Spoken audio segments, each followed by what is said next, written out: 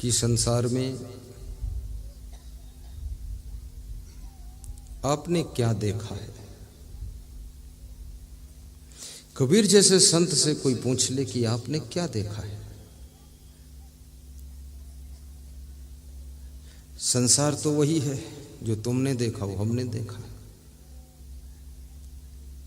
तो कबीर से क्यों पूछ रहे हो? तुमने जो देखा वही कबीर ने देखा, और क्या देखा है। संसार तो वही है, परंतु पूछना भी सही है, क्योंकि उसी संसार को जितने लोग देखते हैं सब अलग अलग ढंग से देखते हैं, अलग अलग अंदाज से देखते हैं, अलग अलग तरीके से देखते हैं, अलग अलग एंगल से देखते हैं, और सबको ये संसार अलग अलग दिखाई देता है। मैं यहां बैठा हूं व्यास गादी पर, आप सब लोग देख रहे हैं, ये 3-4 हजार लोग देख रहे हैं। मैं जो हूं सो हूं, लेकिन सबको एक जैसा नहीं दिखता हूं, अलग अलग दिखता हूं। सब अलग अलग देख रहे हैं, एक जैसा नहीं देख रहे हैं, क्योंकि किसी चीज को जब तुम देखते हो, चाहे गुरु को देखो, संसार को देखो, जानवर को देखो, तुम्हारे अंदर जो भाव होता है वो भाव तुम्हारी दृष्टि के द्वारा जिसको देख रहे हो उसको देख लेता है। जिसके अंदर श्रद्धा का भाव है उसको गुरु जी में भगवान का रूप दिखाई देता है। जिसके अंदर प्रेम का भाव है गुरु में गुरु का रूप दिख रहा है, और जिसमें भक्ति का भाव है गुरु में संत का रूप दिख रहा है, और जिसमें वासना का भाव है उसको ये कुछ दिखता ही नहीं, उसको कुछ और दिखता है। जो दिखता है मैं बता नहीं सकता हूं क्या दिखता है। और जिसके अंदर द्वेष भाव है, नफरत, द्वेष भाव, उसको दिखता है कि एक आदमी बैठा है प्रवचन कर रहा है। और जिसके अंदर ईर्ष्या का भाव है, जलन, ये भाव है, वो जब देखता है तो जलन में जल भुन जाता है कि अरे कब से ये महान हो गए, कब से इतने बड़े संत हो गए। अरे मैं इनको खूब जानता हूं, 10 साल पहले आते थे, बैलगाड़ी में चलते थे। वो ये देखता है। तुम जो देखना चाहते हो दुनिया में वही देखते हो। दुनिया क्या है ये बात कोई नहीं है। तुम जो देखना चाहते हो तुमको दुनिया में वही दिखाई देता है। इसलिए दुनिया में हर आदमी सुखी नहीं रहता है, हर आदमी प्रसन्न नहीं रहता है, हर आदमी खुश नहीं रहता है, हर आदमी दुखी नहीं रहता है, हर आदमी शांति से नहीं रहता है। क्योंकि तुम जिन भावों से संसार को देखते हो उस भाव का प्रभाव तुम्हारे स्वभाव पर पड़ता है। शब्द को समझना, मैं सरल हिंदी बोलता हूं और ये टॉपिक बहुत अच्छा आपके लिए। जिस जिस भाव से तुम जिस जिस व्यक्ति को, जिस जिस व्यवस्था को देखते हो उसका प्रभाव तुम्हारे स्वभाव पर पड़ जाता है। तुम्हारा स्वभाव ऐसा बनता है।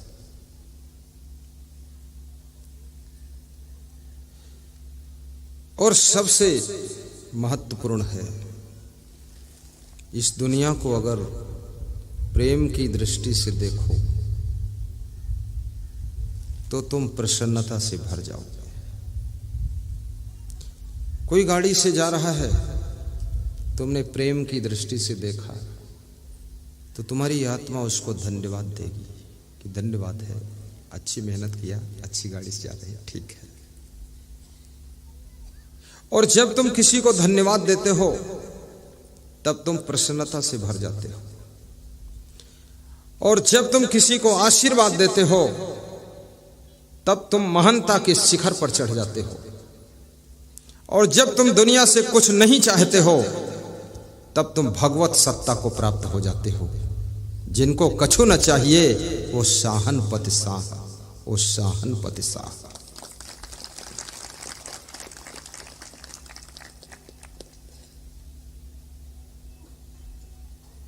इसका अर्थ गलत मत ले लेना कि प्यास लगे तो पानी भी नहीं पीना, हम चाहते नहीं कुछ, नहीं नहीं, ये जीवन की आवश्यकता है। पानी पीना पड़ेगा, ठंड लगे रजाई ओढ़ना पड़ेगा, लेकिन एक जो अंदर कामना होती है, कामना नहीं, निष्काम। जैसे ये संतों से मैं प्रेम करता हूं, मेरा प्रेम निष्काम है। मैं ये संतों को कभी फोन नहीं लगाता और ना ये हमको लगाते, ये भी निष्काम है। और जब दोनों निष्काम तो दोनों महान है, ठीक है, लेकिन प्रेम रहता है, निष्काम प्रेम है। निष्काम प्रेम सतत निरंतर एक रस कंटिन्यू चलता रहता है, और वही प्रेम आपको सुख देता है। जब तुम किसी को द्वेष की दृष्टि से देखते हो, नफरत की दृष्टि से देखते ही तुम्हारे अंदर गुस्सा भर जाती है, क्रोध आ जाता है, और कभी कभी तुम कहते हो कि इस आदमी को तो देखते ही मेरा खून जल जाता है। ऐसा मैंने लोगों से सुना है, खून जल जाता है, गुस्सा बहुत आती है, दांत पीस देते हैं, मुट्ठी भींच जाती है कि कभी दांव मिल जाए तो इसकी गर्दन दबा दूं, दुष्ट। लेकिन ये सब करने से अपना नुकसान है, क्योंकि वो जैसा है तैसा है, उससे ज्यादा अपन कुछ लेना देना नहीं है। जिससे तालमेल बैठ न रहा हो तो अपना चित्त हटा लीजिए, उसे जलन खलन करने की जरूरत नहीं है। जब द्वेष की दृष्टि से देखते हो तो तुम प्रसन्नता से नहीं भरते हो, तुम खिन्नता से भर जाते हो। मन खिन्न हो जाता है, मन उद्विग्न हो जाता है, और मन में क्रोध आता है। कितनी सासें अपनी बहू को देख करके क्रोधित होती है। सास बहू में सांप और न्योला का रिश्ता है। दोनों सांप होती तो लिपट के रह लेती, सांप सांप लिपट जाते ना, लेकिन एक न्योला है, दूसरा सांप है। और कितने घरों में तो बहू ऐसे है जैसे नागिन। और बेटे को भी, अपने पति को भी ऐसा मंत्र दिया, उसको नागराज बनाया है। अब नाग नागिन दोनों घर में फुफकारते रहते हैं। सास ससुर माता पिता उनके फुफकार से बेहोश हो जाते हैं कि बहुत खतरनाक है। अरे नाग नागिन नहीं बनना है, सांप और न्योला नहीं बनना है, उस फुलवारी के फूल बनना है जिसमें नाना प्रकार के फूल खिले होते हैं, और एक फूल के पास में दूसरे कलर का फूल लगा रहता है। गुलाब, गेंदा, चंपा, चमेली, जूही, बेला, सारे फूल एक साथ फुलवारी में खिलते हैं। एक फूल दूसरे से नफरत नहीं करता है। हवा में जब झूमते हैं एक दूसरे से लिपट झपट जाते हैं और फुलवारी की शोभा बढ़ाते हैं। आपका घर भी फुलवारी है, आप सब उस घर के फूल हो। आपस में लिपट झपट के रहना, प्रेम से रहना, तो घर की शोभा बढ़ेगी।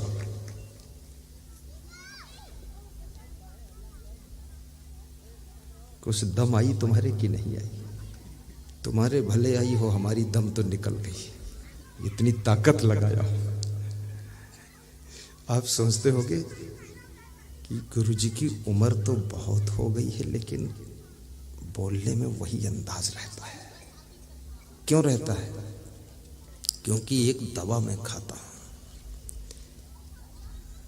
उससे जो है बुढ़ापा जल्दी नहीं आता है।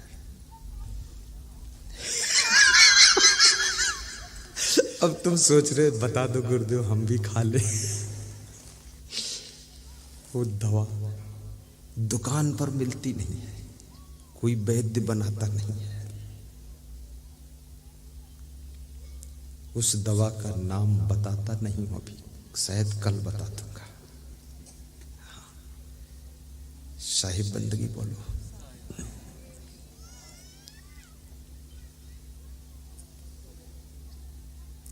पिला दे पिला दे ज्ञान की बूटी, तेरा गुण हम भी गाएंगे। गाओ। पिला दे ज्ञान की बूटी, तेरा गुण हम भी गाएंगे। दिला दे दर्श गुरुवर का, तेरा गुण हम भी गाएंगे। दिला दे वाह दर्श सतगुरु का, तेरा गुण हम भी गाएंगे। ये दर्शन, पिला गुरु का दर्शन ज्ञान और गुरु के ज्ञान की बूटी ऐसे नहीं मिलती है। तेरा गुण हम भी गाएंगे। आज जो दर्शन मिला है श्री तोखनलाल साहू, श्रीमती प्रेरणा साहू की श्रद्धा से सभी को दर्शन प्राप्त हुआ है। कोई ना कोई प्लेटफार्म बनता है, तब सत्संग का हवाई जहाज उतरता है। दर्शन की प्यास तो सबके थी, ज्ञान की बूटी पीने की भूख थी, लेकिन कौन माध्यम बनेगा, कौन निमित्त बनेगा?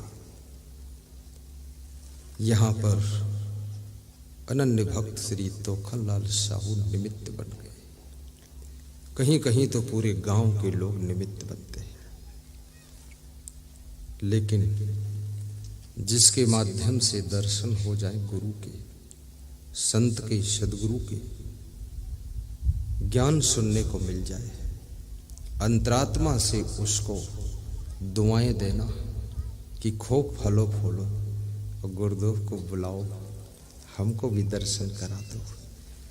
हमें वो सामर्थ्य नहीं कि हम सब बुला सके, लेकिन गुरुदेव से आशीर्वाद ऐसा जरूर मांगो, कृपा करना गुरुदेव, मैं भी कभी सक्षम हो जाऊं तो अपने गांव में आपको बुलाऊं और हजारों लोगों को दर्शन कराऊं।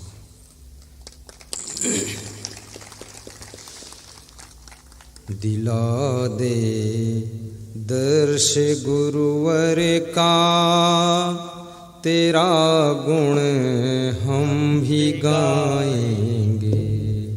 दिला दे, गाइए। दर्श गुरुवर का, तेरा गुण हम भी गाएंगे।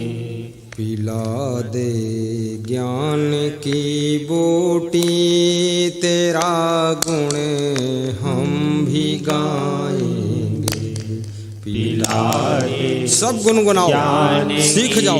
बूटी, तेरा गुण हम भी गाएंगे। तेरा गुण हम भी गाएंगे। तेरा गुण गाइए, प्रीत कुमार मुस्कराइए और गाइए। तेरा गुण हम भी गाएंगे। तेरा गुण हम भी गाएंगे। जिसके माध्यम से स्वयं को लाभ मिले, दर्शन मिले, सत्संग मिले, कल्याण की राह मिले, उसका गुणगान करना चाहिए, कृतज्ञता ज्ञापित करना चाहिए, उसको धन्यवाद देना चाहिए कि धन्य हो आप,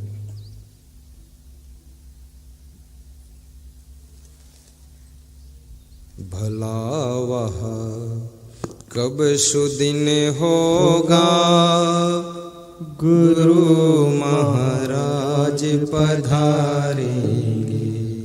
भला वह बहुत लोगों की इच्छा है दिन होगा, गुरु महाराज पधारेंगे। चरण में शीश धर धर के भगति की भीख मांगेंगे।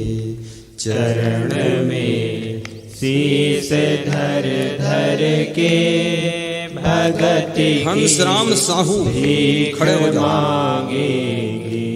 हंसराम दे ज्ञान की बूटी, तेरा गुण हम भी गाएंगे। पीछे खड़े हो, आगे आ जाओ। आज सवेरे सवेरे हंसराम साहू ने निवेदन किया। उनकी दो बेटियों ने, दोनों शिक्षिका है, खड़ी हो जाए बेटियां। प्रार्थना किया कि मेरे घर आना। तो मैंने सिर हिलाया, ऐसे मुस्करा दिया उन्होंने। ये इनकी इच्छा है। कई वर्षों से बाट जोह रहे थे कि हमारे घर गुरुदेव कब आएंगे। आगे आ जाओ हंसराम, शर्माया न करो। धन्य हो बेटियों, दोनों शिक्षिका है। और ये हंसराम इधर देखो, शर्माते हो तो बैठो। आज इनके घर शाम को 7 बजे हम पहुंचेंगे। 7 से 8 1 घंटा रुकेंगे। पर खाने पीने के लिए कुछ मत बनाना, बस जल पिला देना और रास्ता बता देना, इधर निकल जाओ बाहर। भोजन करके आएंगे। घर में गुरु का पदार्पण हो, चरण पखारन हो, आरती वंदन हो, माल्यार्पण हो। गुरु के चरणों में शीश स्पर्श करने का वक्त मिल जाए। ये शीश किस काम आएगा?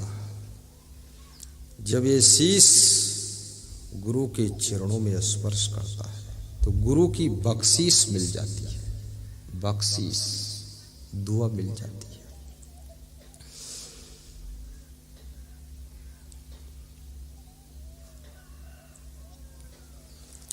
एक राजा अपने मंत्री के साथ, मंत्री और संतरी, संतरी यानी सिक्योरिटी गार्ड, सिपाही, उनके साथ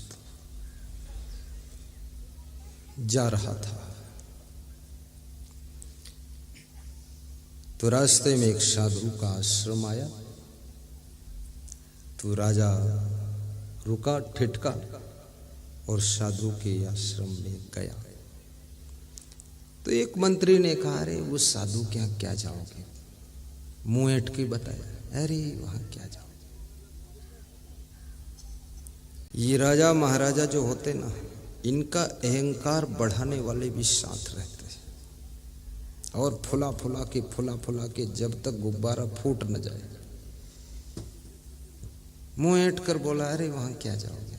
राजा ने कहा, शांत रहो। तो मंत्री ने सोचा, चलो जा रहे हैं, जाने दो, साथ में चल रहे हैं, कोई बात नहीं, चलो। गए वहां। राजा ने हाथ जोड़कर नमस्कार किया, प्रणाम साहिब बंदगी महाराज। यहां तक तो मंत्री को ठीक लगा, लेकिन राजा ने सिर झुकाकर वो साधु के चरणों में रख दिया, शीश मुकुट भी रख दिया। साधु ने सिर पे हाथ रखा और सिर उठाकर ऊपर किया। मंत्री को बहुत गुस्सा आई कि पूरा देश जिसके चरणों में झुकता है, बेवकूफ कहीं का राजा बाजा वहां मूड धर के पड़ा है। बहुत गुस्सा आई उसको। राजा गंभीर स्वभाव का था, सह लेता है, प्रणाम करके आशीर्वाद लेकर लौटकर घर आता है। अब मंत्री के अंदर सब उथल पुथल हो रही थी कि कब टाइम मिले, कब राजा को समझाऊं, कहूं। तो मंत्री ने कहा, राजा साहब सब तो ठीक है, लेकिन जो मिल जाए उसके पैरों में आप सिर रख देते ये अच्छी बात नहीं, शोभा नहीं देता। आपके चरणों में सब लोग शीश झुकाते हो, आप अपना शीश कहाँ वो साधु वाधु के चरणों में झुकाते हैं। राजा ने कहा कि शायद इस प्रश्न का उत्तर कुछ दिनों के बाद मिले, इंतजार करो। 7 दिन के बाद राजा ने उसी मंत्री को बुलाया और एक मुर्दे का सिर काट करके मंगाया, मरे हुए आदमी का सिर, और उस मंत्री को दिया और कहा इसको जाओ पूरी बाजार में, मार्केट में जितने का बिके उतने का बेचकर पैसा लेकर आओ।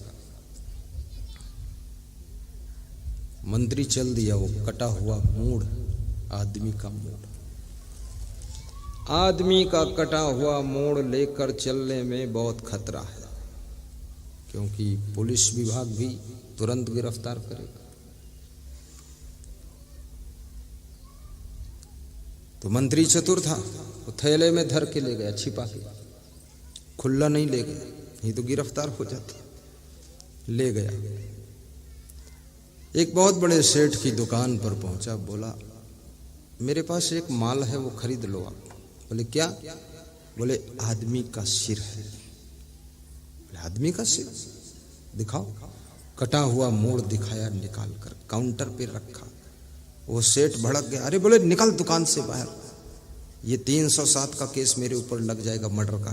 पागल, यहाँ लेकर मोड़ कटा लाया, निकलो यहाँ से, मैं नहीं खरीदता इसको, फ्री में नहीं लूंगा। 10-20 दुकानों पर गया, धक्का मारकर निकाला गया, सबने डांटा फटकारा। तो एक दुकान पर फ्री देने लगा, फ्री ही ले लो। अरे बोले निकलो यहाँ से तुम, ये फ्री भी मैं तो नहीं रख सकता हूँ, तुरंत केस लग जाएगा, FIR हो जाएगी। पुनः वो कटा हुआ सिर लेकर के आया, राजा के पास राज दरबार में पेश कर दिया। बोला ये बिका भी नहीं हो, फ्री में कोई लेने को तैयार नहीं। बोले जिस सिर की कीमत, जिस शीश की कीमत, जिस खोपड़ी की कीमत 1 रुपया भी नहीं है, फ्री भी कोई लेने वाला नहीं है। वो शीश मैंने साधु के चरणों में झुकाया था, तो इसमें बुरा क्या किया था? कम से कम इस शीश को साधु ने स्वीकार कर लिया और अपना आशीर्वाद दे दिया था। और ये सिर झुकता है, देखने में सिर झुकता है, लेकिन वास्तव में हमारा अहंकार गिर जाता है। ऐसे कोई भी चीज उठानी हो आपको, तो आपको झुकना पड़ता है, लेकिन किसी के चरणों में शीश झुकाना हो, जब तक आप अपने अहंकार को गिरा नहीं पाओगे, तब तक शीश झुकने को राजी ना होगा। और अहंकार को जब गिरा पाओगे, तभी ये शीश झुक जाएगा। और झुकने पर वो मिल जाता है जो आज तक कभी नहीं मिला था। कुछ न बिगड़ेगा तेरा, त्रिलोक सिंह गाइए।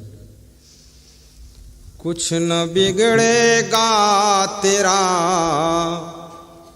प्रभु शरण आने के बाद हर खुशी मिल जाएगी, चरणों में झुक जाने की बात। गुरु क्या देता है? कुछ नहीं देता है, केवल आपके अहंकार को ले लेता है। फिर जो शेष बचता है उसका नाम नम्रता है, और नम्रता हमेशा प्रसन्नता को जन्म देती है, और अभिमान हमेशा आपको दुख देता है, क्रोध देता है, पीड़ा देता है। इसलिए गुरु से सीखना तो नम्रता सीखना। नम्रता सीखें सरलता, गही विनय संविधान को। नम्रता। नम्रता सीखे सरलता। आज कुत्ते की सेवा घर घर में हो रही है। क्यों हो रही है? ये कुत्ते में जो नम्रता है, ना खेत में जुताई करता है, ना कोई सामान ढोता है, ना तुम्हारे पैर पखारता है, लेकिन वो कुत्ते की सेवा होती है और कुत्ते से सब प्रेम करते हैं। कुत्ते की नम्रता तुमसे सेवा करा लेती है। इसलिए विनम्र बनो। सास ससुर को भी विनम्र होना चाहिए। कभी इच्छा मत रखो कि मेरी बहू मेरा सम्मान करे। अरे भाड़ में जाने दो सम्मान, क्या करना सम्मान। जिस दिन सम्मान की ख्वाहिश भी तुम त्याग दोगे, तुमको दिखाई देने लगेगा कि दुनिया में चारों तरफ से मेरे लिए सम्मान ही सम्मान बरस रहा है। और जब तक सम्मान की भूख रखोगे, दिखेगा कि सब तरफ से अपमान ही आ रहा है।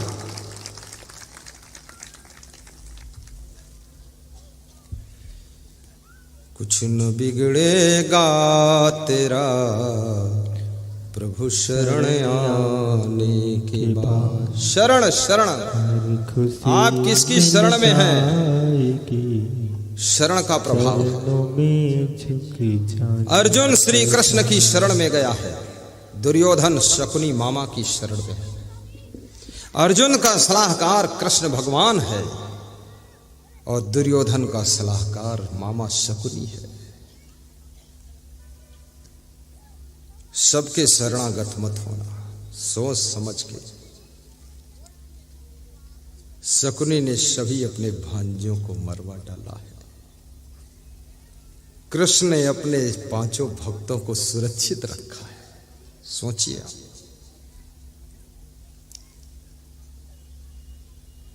कोई महान गुरु की शरण में जाइए,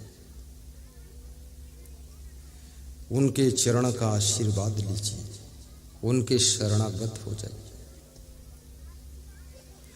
वेश्या की शरण में जाओगे, वासना का विष तुम्हारे अंदर पैदा होगा। और गुरु की शरण में जाओगे, तुम्हारे अंदर ज्ञान का जन्म हो जाएगा। इसलिए महान गुरु की शरण में जाइए।